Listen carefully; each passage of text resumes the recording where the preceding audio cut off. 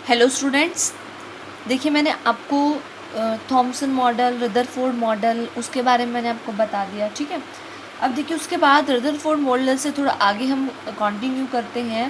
देखिए Rutherford Thompson की भी लिमिटेशंस आ गई थी, रदरफोर्ड की भी लिमिटेशंस थी, है ना। थॉमसन की, रदरफोर्ड की लिमिटेशंस थी आपकी।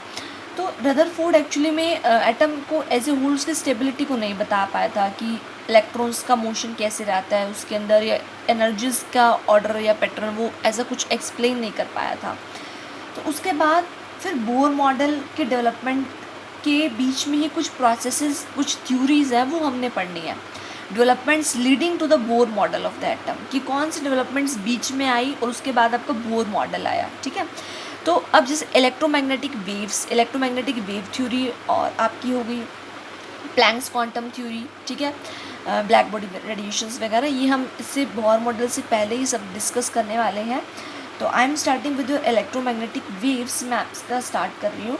देखो इससे पहले हमारे क्या होती है, 4 टाइप्स ऑफ डोमेन्स होती हैं। कुछ थोड़ा सा बेसिक ही बताऊंगी मैं आपको अभी के लिए, ठीक है। 4 टाइप्स ऑफ डोमेन्स होती है मॉडर्न फिजिक्स की, क्या क्या रहती हैं वो देखो। Classical mechanics, relativistic mechanics, quantum mechanics and there quantum field theory. तो देखो हमारी क्या होती है, जब हम मैक्रोस्कोपिक सिस्टम के बारे में बात करते हैं, मतलब क्लासिकल मैकेनिक्स जो है वो, ये जो आपकी क्लासिकल है या आपके रिलेटिविस्टिक मैकेनिक्स है, वो किन के लिए है, for the particles having the size larger than 10⁻⁹ metre. मतलब वो चीज़ें जो दिखाई देने वाली हो, ठीक है, जो हमारे को चलती फिरती दिखाई देने वाली चीज़ें हो, इनका मास ज़्यादा हो, एक तरह से आप ये कह सकते हो, तो वो under this kind of mechanics आती हैं, ठीक है। मतलब मैक्रोस्कोपिक सिस्टम की अगर मैं बात करूँ तो वो क्लासिकल मैकेनिक्स के अंडर आता है। अगर मैं आपको और एग्जांपल देना चाहूँ तो जितने भी न्यूटन ने अपने लॉज ऑफ मोशंस दिए थे या इनर्शिया का जो भी कंसेप्ट दिया था, वो उसने मैक्रोस्कोपिक ऑब्जेक्ट्स के बेसिस पे दिया था, मतलब जिसको आप देख पा रहे हो, फील कर पा रहे हो जिसको आप, है ना, उनके बेसिस के ऊपर दिया था। तो वो अंडर क्लासिकल मैकेनिक्स आती है। ये बहुत बड़ी ब्रांच है एक्चुअली में, जो आगे क्वांटम आने वाली, लेकिन थोड़ा सा हमें बेसिक सा समझना है अभी के लिए कि क्या होता है ये। अब देखिए, अगर स्पीड ऑफ लाइट क्या है, लेस है देन, सॉरी, अगर हमारी इनमें पार्टिकल्स की जो स्पीड है, इस मैकेनिक्स के अंदर पार्टिकल की स्पीड है वो कम है than the speed of the light, तो वो अंडर क्लासिकल मैकेनिक्स आएगा। अगर स्पीड ऑफ लाइट के कंपेरेबल हो गई, जो इनके अंदर जो पार्टिकल्स या मॉलिक्यूल्स होंगे उनकी स्पीड ऑफ, जो स्पीड होगी वो स्पीड ऑफ लाइट की कंपेरेबल होगी, तो वो रिलेटिविस्टिक मैकेनिक्स में आ जाएगा। जैसे कि आइंस्टाइन थ्योरी ऑफ रिलेटिविटी होती है, जिसने हमारे को एनर्जी और मास का रिलेशनशिप प्रोवाइड किया था, आपको पता ही होगा ये आइंस्टाइन थ्योरी ऑफ रिलेटिविटी का। तो वो अंडर दिस रिलेटिविस्टिक मैकेनिक्स के अंदर आता है। मतलब ये जो 2 टाइप के मैकेनिक्स है ना, ये उन टाइप के पार्टिकल्स के लिए हैं जिनका जो मास है वो एक तरह से बड़ा है, मतलब लार्जर है, 10⁻⁹ मीटर मास या साइज यू कैन से, और वो मैक्रोस्कोपिक सिस्टम के साथ डील करते हो। किसके साथ डील करते हो? मैक्रोस्कोपिक सिस्टम के साथ। अगर कुछ हमें माइक्रोस्कोपिक सिस्टम के बारे में बात करनी है तो उसके लिए किसने बात करी थी, उसके लिए ये मैकेनिक्स फेल हो जाती है क्लासिकल। अगर हम माइक्रोस्कोपिक सिस्टम के बारे में बात करना चाहते हैं तो उसके लिए जो क्लासिकल मैकेनिक्स है वो फेल हो जाती है। फिर उसके लिए ओरिजिन हुआ था क्वांटम मैकेनिक्स का। देख ही रहे हैं, जैसे आप यहाँ पर साइज़ की कितनी बात हो रही है, नियर और लेस देन 10⁻⁹ मीटर। यहाँ पर जो साइज़ रहेगा वो कितना रहेगा, नियर या लेस रहेगा 10⁻⁹ मीटर के, ठीक है। मतलब यहाँ पर अब देखो माइक्रोस्कोपिक सिस्टम की बात हो रही है। माइक्रोस्कोपिक में क्या आएगा, आपके एटॉमिक लेवल्स, मतलब एटॉमिक सिस्टम की बात होने वाली है, इलेक्ट्रॉन्स की जैसे हो गए आपके, ठीक है। तो मतलब एटम के सब पार्टिकल्स लगा लो आप, उसकी बात होने वाली है। तो अगर माइक्रोस्कोपिक सिस्टम के बारे में हमने पढ़ना था, डील करना था, तो उसके लिए ये मैकेनिक्स फेल हो रही थी, तो हमें एक न्यू मैकेनिक्स की ज़रूरत पड़ी, जो कि क्या थी, क्वांटम मैकेनिक्स थी। ऐसे ही इस क्वांटम मैकेनिक्स में जो पार्टिकल की जो स्पीड है वो लेस है than the speed of light. देखो ये दोनों किसके अंडर आ रही है, for having the speed less than the speed of light, मतलब 3 × 10⁸ मीटर पर सेकेंड। और ये दोनों किसके अंदर आ रहे हैं, for having the speed comparable with the speed of light. अगर स्पीड कंपेरेबल हो जाती है स्पीड ऑफ लाइट के, then it comes under the quantum field theory. अगर वो कंपेरेबल नहीं है, लेस है, तो वो क्वांटम मैकेनिक्स है। और ये दोनों किसके लिए है, for the size having size less than 10⁻⁹ metre. और ये दोनों किसके लिए, for size having more than 10⁻⁹ metre, ठीक है। और उसके बाद इन दोनों को डिफ्रेंशिएट करा जाएगा on the basis of the speed. अगर स्पीड कम है then come under the classical, speed अगर कंपेरेबल हो जाएगी तो रिलेटिविस्टिक। और इतनी ध्यान रखना है, ये मैक्रोस्कोपिक, ऊपर वाला पार्ट मैक्रोस्कोपिक सिस्टम के साथ डील कर रहा है और नीचे वाला पार्ट माइक्रोस्कोपिक सिस्टम के साथ डील कर रहा है। अब आगे देखिए, अभी भी वही मैंने आपको बता ही दिया। In the late 17th century Isaac Newton discovered the classical mechanics. In the late आपकी कब 17th सेंचुरी में आपकी मतलब एंड ही लगा लो एक तरह से, आइजैक न्यूटन ने डिस्कवर करी क्लासिकल मैकेनिक्स को and the laws of the macroscopic objects. मतलब ये जो क्लासिकल मैकेनिक्स है वो जितने भी न्यूटन्स लॉज हैं आपके, वो मैक्रोस्कोपिक सिस्टम के साथ ही डील करा था इसने। In the earlier 20th century physics, जो फिजिक्स थे आपने, उन्होंने क्या फाउंड किया कि क्लासिकल जो मैकेनिक्स है does not describe the behaviour of the very small particles, कि क्लासिकल मैकेनिक्स स्मॉल पार्टिकल का बिहेवियर नहीं बता पाई। जैसे अभी मैंने आपको बताया ही है कि जब स्मॉल माइक्रोस्कोपिक सिस्टम की बात आती है तो उस टाइम ये मैकेनिक्स फेल हो गई थी, ठीक है। तो जैसे इलेक्ट्रॉन्स हो गया, ये न्यूक्लियाई ऑफ एटम्स हो गया, मॉलिक्यूल्स हो गया, ये माइक्रोस्कोपिक सिस्टम्स है आपके, तो इसके बारे में क्लासिकल नहीं बता पाई थी, तो इसलिए क्वांटम का ओरिजिन हुआ था, ठीक है। So the behaviour of the such particle was discovered by quantum mechanics. अभी थोड़ा सा बेसिक ही था, अभी हम आगे चल के देखने वाले हैं कि क्या क्या इसमें होने वाला है, ठीक है। तो अब उसके बाद आगे बात करते हैं हम अपनी किसकी, इलेक्ट्रोमैग्नेटिक वेव थ्योरी के बारे में, कि क्या कहती है हमें इलेक्ट्रोमैग्नेटिक वेव थ्योरी। देखो, इलेक्ट्रोमैग्नेटिक वेव सबसे पहले क्या होती है हमारी, इलेक्ट्रोमैग्नेटिक वेव्स विच है the electric and the magnetic field perpendicular to each other, ठीक है, and as well as perpendicular to the direction of the propagation of the wave. जिसमें क्या होता है आपका, दो कंपोनेंट्स होते हैं इलेक्ट्रोमैग्नेटिक वेव्स में। कितने कंपोनेंट होते हैं, दो कंपोनेंट होते हैं, एक तो इलेक्ट्रिक फील्ड का कंपोनेंट होता है, एक मैग्नेटिक फील्ड का कंपोनेंट होता है। एक इलेक्ट्रिक फील्ड का होता है और एक कौन सा होता है, मैग्नेटिक फील्ड का कंपोनेंट होता है, ठीक है। और ये दोनों क्या होते हैं, एक दूसरे के परपेंडिकुलर होते हैं। और तीसरे किसके परपेंडिकुलर होते हैं, to the direction of the propagation of the wave. ये आपकी direction of propagation of wave है। यहाँ पर ये दो कंपोनेंट्स, ये आपका ये कंपोनेंट लगा लो इलेक्ट्रिक है, और ये परपेंडिकुलर में ये आपका क्या चलता है, मैग्नेटिक फील्ड का कंपोनेंट चलता है। ये परपेंडिकुलर में क्या चलता है, मैग्नेटिक फील्ड का कंपोनेंट चलता है। ये मैंने मैग्नेटिक फील्ड का कंपोनेंट दिखा दिया। ये लगा लीजिए आप इलेक्ट्रिक फील्ड का कंपोनेंट है, ये आपका मैग्नेटिक फील्ड का कंपोनेंट है, and this is your direction of propagation of wave. This is your direction of the propagation of wave. तो तीन चीज़ें आपको ध्यान रखनी है कि यहाँ पर क्या है कि इलेक्ट्रिक फील्ड का कंपोनेंट है, मैग्नेटिक फील्ड का कंपोनेंट है, जो दोनों आपस में परपेंडिकुलर है। और थर्ड वन किसके साथ परपेंडिकुलर है, to the direction of propagation of wave. उस टाइप की वेव्स को क्या बोला जाता है, इलेक्ट्रोमैग्नेटिक वेव्स बोला जाता है। क्या बोला जाता है उन्हें, इलेक्ट्रोमैग्नेटिक वेव्स, ठीक है, या इलेक्ट्रोमैग्नेटिक रेडिएशंस बोला जाता है। नाउ इलेक्ट्रोमैग्नेटिक वेव थ्योरी हम देख लेते हैं।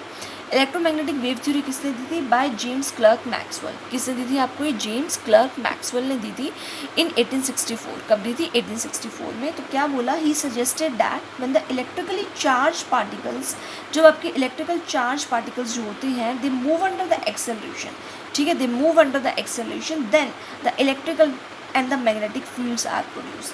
जब आपके इलेक्ट्रिकल चार्ज पार्टिकल्स मूव करते हैं under the acceleration, under some kind of the acceleration, then the electrical and the magnetic fields are produced and transmitted. तब आपका इलेक्ट्रिकल और मैग्नेटिक फील्ड प्रोड्यूस्ड होते हैं and they transmitted, and these fields are transmitted. ये fields किस form में transmitted होती हैं, in the form of the waves.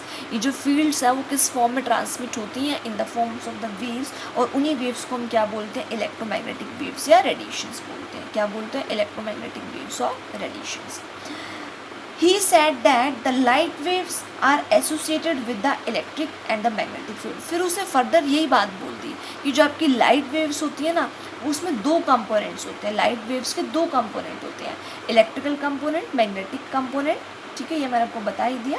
Which oscillate perpendicular to each other, जो एक दूसरे के परपेंडिकुलर ओसिलेट कर रहा है। ये देखो इलेक्ट्रिकल का मूव कर रहा है, ये परपेंडिकुलर में मैग्नेटिक का ओसिलेट कर रहा है। तो ये दो कंपोनेंट्स इलेक्ट्रिकल मैग्नेटिक फील्ड के एक दूसरे के परपेंडिकुलर ओसिलेट करते हैं। पहले तो ये बता दिया कि इलेक्ट्रिकल मैग्नेटिक फील्ड के कैसे अराइज हो रही है, कि जब कोई भी चार्ज पार्टिकल है अंडर एक्सेलरेशन मूव करता है तो ये इलेक्ट्रिकल और मैग्नेटिक फील्ड प्रोड्यूस्ड होते हैं, और ये किस फॉर्म में ट्रांसमिट होते हैं, in the form of the waves transmit होते हैं। और फर्दर इसने क्या बोला कि light waves are associated with the electrical and the magnetic fields which oscillate perpendicular to each other, एक दूसरे के परपेंडिकुलर ओसिलेट करते हैं। Now there are some properties of the electromagnetic waves, कुछ प्रॉपर्टीज़ की बात करना चाह रहा है ये इलेक्ट्रोमैग्नेटिक वेव्स की, तो हम देख लेते हैं एक बार। देखिए, these are associated with the oscillating electrical and the magnetic field, ये बात तो हमें पता चली गई कि ये किसके साथ एसोसिएटेड है, with the electrical and the magnetic field which are perpendicular to each other, जो एक दूसरे के परपेंडिकुलर है, as well as to the direction of the propagation of wave. और थर्ड वन किसके साथ परपेंडिकुलर है, to the direction of the propagation of wave. Now second property देखिए, the electromagnetic waves do not require any medium and move through the vacuum, इनको किसी medium की जरूरत नहीं होती। जैसे मैं आपकी बात करूँ साउंड वेव्स हैं, अगर आपकी साउंड वेव्स को मीडियम चाहिए होता है, अगर साउंड वेव्स के पास मीडियम नहीं है तो कभी भी आपको कोई भी, आप मेरी भी आवाज़ सुन रहे हो, किसी की भी आवाज़ सुन रहे हो, आपको नहीं सुनाई देने वाली है, तो they require a material medium for their propagation. लेकिन लाइट वेव्स को, इलेक्ट्रोमैग्नेटिक वेव्स को, they do not require any kind of the material medium for their propagation. Okay, इतनी बात ध्यान रखना। They can move through the vacuum, they can move through the vacuum. Example आपको हो गया sunlight, और सनलाइट स्पीड क्या है, स्पीड ऑफ लाइट इसमें क्या रहेगी, 3 × 10⁸ मीटर पर सेकेंड, 3 × 10⁸ मीटर पर सेकेंड। आगे देखिए, दीज रेडिएशंस पोजेस, ये रेडिएशन पोजेस करती है वेव करेक्टर, जो आपकी इलेक्ट्रोमैग्नेटिक वेव्स आ रही है, रेडिएशंस आ रही है, उसमें कौन सा करेक्टर है, वेव करेक्टर की बात हो रही है। किसकी बात हो रही है, वेव का। एक्चुअली में आपके लाइट को देखा जा रहा है कि लाइट कौन से नेचर की है, लाइट का नेचर देखा जा रहा है कि लाइट वेव नेचर पोजेस करती है या लाइट पार्टिकल नेचर पोजेस करती है। एक्चुअली में लाइट दोनों नेचर पोजेस करती है, वेव नेचर भी और पार्टिकल नेचर भी, ये आपको फर्दर आगे पता चलेगा। But in case of electromagnetic wave theory he said that कि जो लाइट है आपकी वो वेव नेचर पोजेस करती है, ठीक है। So the radiations possesses the wave character and the travel with the velocity of light, और किस वेलोसिटी से ट्रेवल करती हैं, ये लाइट की वेलोसिटी से ट्रेवल करती है। और वेलोसिटी ऑफ लाइट आपको मैंने बताई थी 3 × 10⁸ मीटर पर सेकेंड, कितनी होती है, 3 × 10⁸ मीटर पर सेकेंड। देखिए आप यहाँ पर। नाउ ये बात होगी, these do not require any material medium for their propagation, but sound waves require the material medium for their propagation, but they do not require, इनको ज़रूरत नहीं होती, लेकिन साउंड वेव्स को ज़रूरत होती है फॉर देयर प्रोपेगेशन, ठीक है। नाउ उसके बाद देखिए,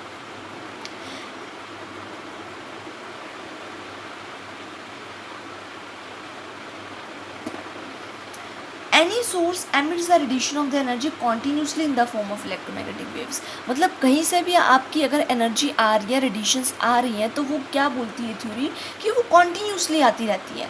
अगर किसी भी सोर्स से आपकी रेडिएशंस आ रही हैं तो वो एमिट जो होती हैं वो कॉन्टीन्यूसली एमिट होती रहती है इन the form of the electromagnetic waves. किस फॉर्म में, इलेक्ट्रोमैग्नेटिक वेव्स की फॉर्म में। ये आपकी कुछ पोस्टुलेट्स लगा लो या प्रॉपर्टीज़ लगा लो इलेक्ट्रोमैग्नेटिक वेव्स की। उसके बाद देखिए important, electromagnetic wave theory explained, क्या एक्सप्लेन किया था इलेक्ट्रोमैग्नेटिक वेव थ्योरी ने, बहुत सारी प्रॉपर्टीज़ को एक्सप्लेन किया था लाइट की। It explain the many properties of the light, example interference, diffraction. Actually these are your physics terms, ये आपकी फिजिक्स में आएंगी, आपकी क्लास 12 में आप पढ़ने वाले हैं इसको। लेकिन हमें थोड़ा सा पार्ट ही देखना है कि होता क्या है, इंटरफेरेंस क्या होता है, डायफ्रैक्शन क्या होता है, और ये किस बेसिस पे एक्सप्लेन किए गए थे। दो प्रॉपर्टीज़ जो है ना इलेक्ट्रोमैग्नेटिक वेव थ्योरी ने, ये दो प्रॉपर्टीज़ को एक्सप्लेन किया। तो अब ये खुद वेव ये बोलती है कि जो रेडिएशन है वो वेव की फॉर्म में चलती है। तो मतलब इस जो दो फिनोमिना है ना, इंटरफेरेंस और डायफ्रैक्शन का, इनको भी वेव थ्योरी के बेस पर डिस्कस किया गया। इसके बेसिस पर डिस्कस किया गया, on the basis of the wave theory. तो हमें वही देखना है, ठीक है। देखें आगे, वेट फॉर अ व्हाइल।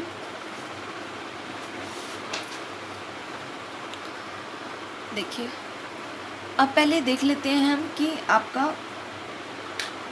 क्या होता है ये डायफ्रैक्शन और आपका इंटरफेरेंस क्या होता है, जो इलेक्ट्रोमैग्नेटिक वेव थ्योरी ने एक्सप्लेन किया है। देखो डायफ्रैक्शन का मतलब होता है bending of the light through the small edges, small edges से लाइट का बेंड हो जाना, उससे क्या बोला जाता है, डायफ्रैक्शन बोला जाता है। The bending of the light waves through the small edges. देखो ये मैंने वेव्स दिखा दी, लाइट वेव्स सपोज करो दिखा दी। ये आपका कोई भी स्लिट है, ठीक है, ये आपकी कोई भी क्या ब्राउन कलर की कोई स्लिट है, इसमें ये छोटा सा होल है, इसमें ये छोटा सा क्या है, होल है। तो क्या होगा, जब ये लाइट की वेव्स इस छोटे से होल में पास होंगी तो ये सेमी सर्कुलर फॉर्म में आ जाएंगी। क्या होंगी, ये सेमी सर्कुलर फॉर्म में आ जाएंगे। मतलब ये दो एजेस, दो एंड्स हो गए ना इसके, एक ये वाला हो गया, एक ये वाला एंड हो गया। तो जब ये दो एंड से पास होंगे ना तो एक तरह से ये बेंड हो जाएंगी सेमी सर्कुलर फॉर्म में। जो लाइट की वेव्स है ना आपकी, जब इस एज से पास होंगी, नैरो स्लिट से पास होंगी, तो ये बेंड हो जाएंगी in the semi circular form. तो इन्हें बेंडिंग को क्या बोलते हैं हम, बेंडिंग ऑफ लाइट वेव्स को क्या बोलते हैं, डायफ्रैक्शन बोलते हैं। क्या बोलते हैं, डायफ्रैक्शन। मतलब एक सेमी सर्कुलर पैटर्न को ऑब्टेन कर लेना। तो a wave bends around both the edges of the small opening.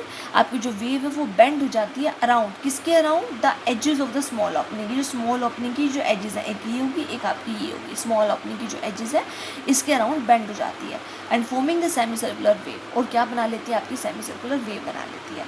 लेकिन अगर यही हमारा क्या होता है, अभी ये इलेक्ट्रोमैग्नेटिक वेव थ्योरी ने किसके ऊपर फोकस किया कि जो लाइट है ना वो वेव नेचर की है। इतनी बात आपको दिमाग में रखनी है, इसने इसके ऊपर फोकस किया कि जो लाइट है ना वो वेव नेचर की है। फिर उसके बाद क्या हुआ कि अगर हम पार्टिकल फॉर्म की बात करें, अगर हम पार्टिकल फॉर्म की बात करें तो क्या होगा, पार्टिकल फॉर्म में ऐसा कुछ हमारे को सेमी सर्कुलर पैटर्न ऑब्टेन नहीं होने वाला है।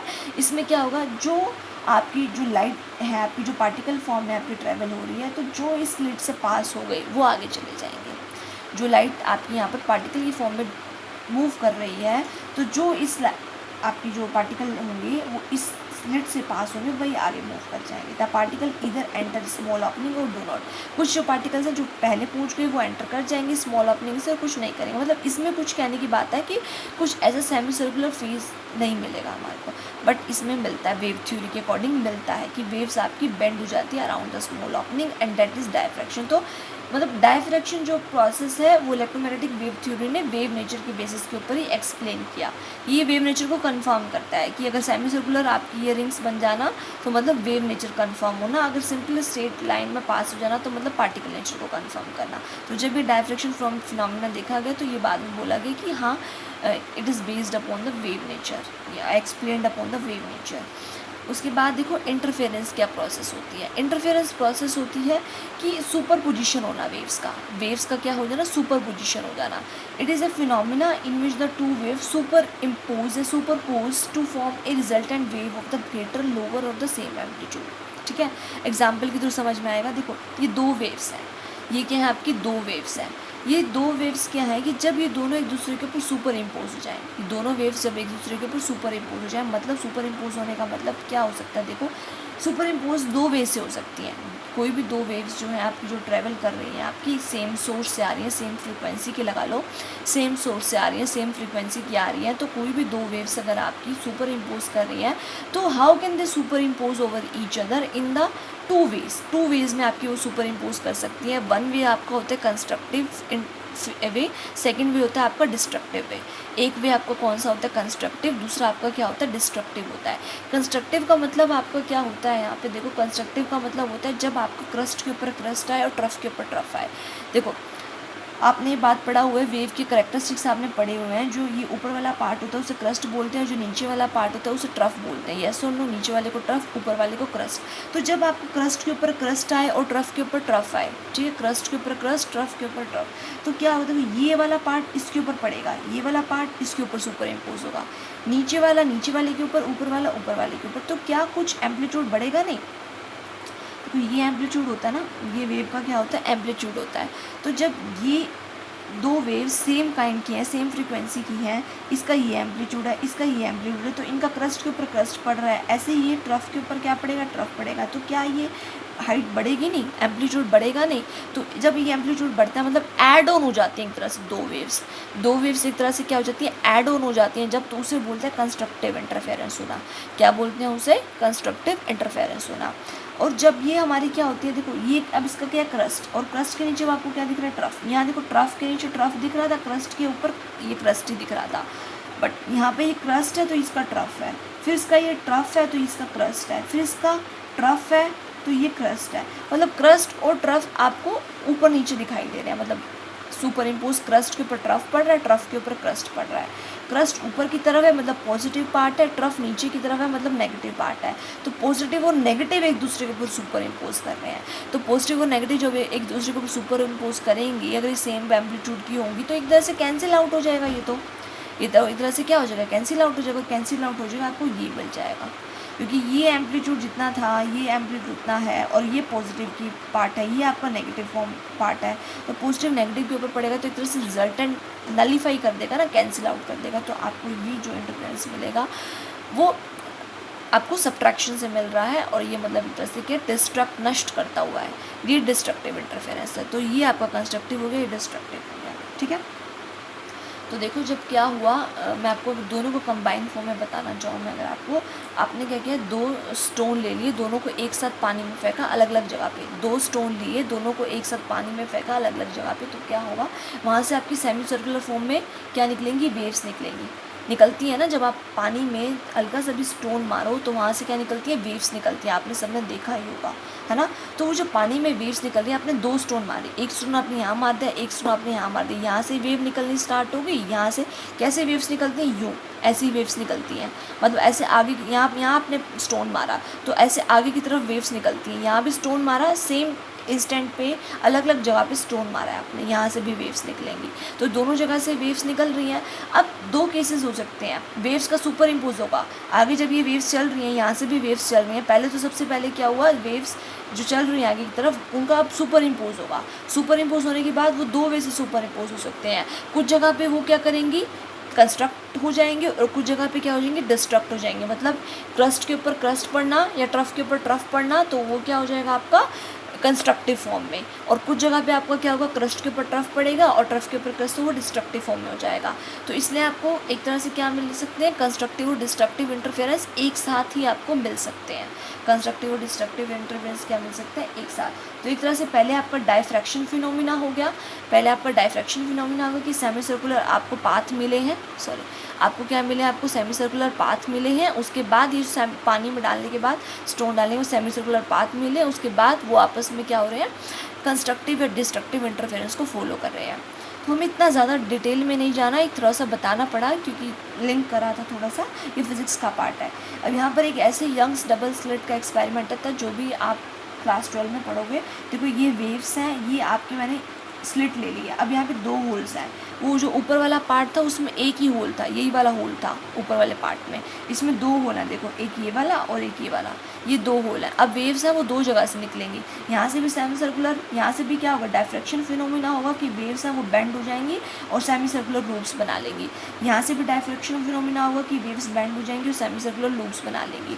तो अब उसके जब ये आगे की तरफ मूव करेंगी, जब ये क्या करेंगी, आगे की तरफ मूव करेंगी,